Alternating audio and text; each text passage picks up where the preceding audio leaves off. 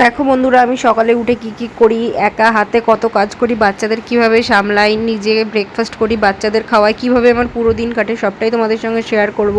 তো দেখো মেয়ে বসে আছে।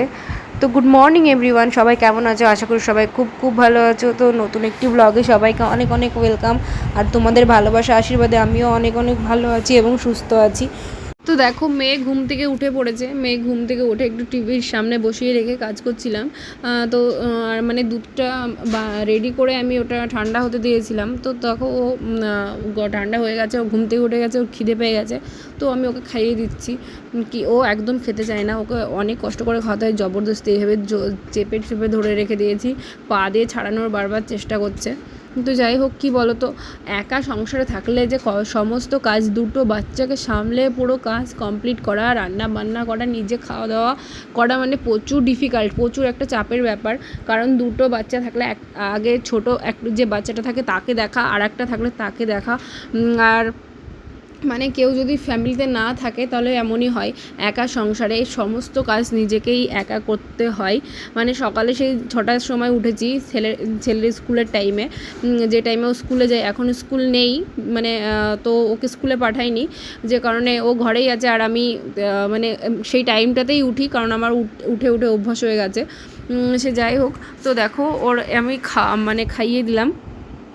এরপরে আমি চলে গেলাম মেশিনে জামা কাপড় দেওয়া ছিল, কারণ এখনকার ওয়েদারটা খুব মানে যখন তখন বৃষ্টি চলে আসে। তো জামা কাপড় মেশিনে দেওয়া ছিল, আমি ভাবলাম তাড়াতাড়ি করে মেলে দিয়ে আসি, একটু হালকা হাওয়া লাগলেই শুকিয়ে যাবে। অলরেডি ওটা ড্রাই ক্লিন হয়ে এসেছে। তো আমি আবার বাইরে চলে গেলাম জামা কাপড় মেলতে। তারপরে আবার ওখানে যে পাশে একটা বিল্ডিংয়ে দিদির সঙ্গে কথা বলছিলাম, ওনার সঙ্গে দেখা হয়ে গেল। তো উনি জিজ্ঞাসা করছিল, কারণ আমার কালকে জানি না 2-3 দিন হলো কে যেন আমার ফুল গাছগুলোকে সব উল্টে উপড়ে উপড়ে ফেলে দিয়ে যাচ্ছে। কে দিচ্ছে ভগবানই জানে। আর মানে কি করে বুঝবো, এত কষ্ট করে যত্ন করা, বাচ্চাদের সামলিয়ে গাছপালা লাগানো, যত্ন করা একদম অনেকটা চাপের ব্যাপার, এত ইজি নয়। তবুও লোকজন বোঝে না কেন, কার এত কী প্রবলেম হচ্ছে সে ভগবানই জানে, আর তিনিই জানে। তারপর সামনে এক দিদি, উনি চলে আসলো, ওনার সঙ্গে একটু কথা বলে নিলাম, তারপরে ঘরে চলে গেলাম। তারপর ছেলে উঠে গেছে, ও ব্রাশ করে নিল, ওকে খাইয়ে দিচ্ছি। ও নিজে এখনও খায় না, ওর নিজে কোনো কাজ করবে না, বলবে কি তুমিই করে দাও আর ওর পাপা, আমাদের দুজনকেই ওর সমস্ত কাজ করতে হলে ও নিজে হাতে কোনো কাজ করবে না। তার মধ্যে আবার আমার নিজের জন্য একটু টাইম বার করে একটু খেয়ে নিলাম, কারণ এতক্ষণ আবার খিদে পেয়ে গেছে আমার। প্রায় 10:30 বেজে গেছে। আমি সকাল থেকে কিছু খাইনি, শুধু একটু গরম জল খেয়েছিলাম আর 2-3টে ড্রাই ফ্রুটস খেয়েছিলাম, মানে একটু আলমন্ডস খেয়েছিলাম, আর কিছু খাইনি। আর তো তার জন্য আমি একটু ওটস আর দই আগের থেকে মিশিয়ে রেখে দিয়েছিলাম, যে ওটসটা সফট হওয়ার জন্য। তো হয়ে গেছে। আমি ওর সঙ্গে একটা ফ্রুটস অ্যাড করেছিলাম, মানে আমটা অ্যাড করে মিশিয়ে নিয়েছিলাম, আম দিয়ে ওটা আমি খেয়ে নিলাম। ওটাই আমার সকালের ব্রেকফাস্ট ছিল।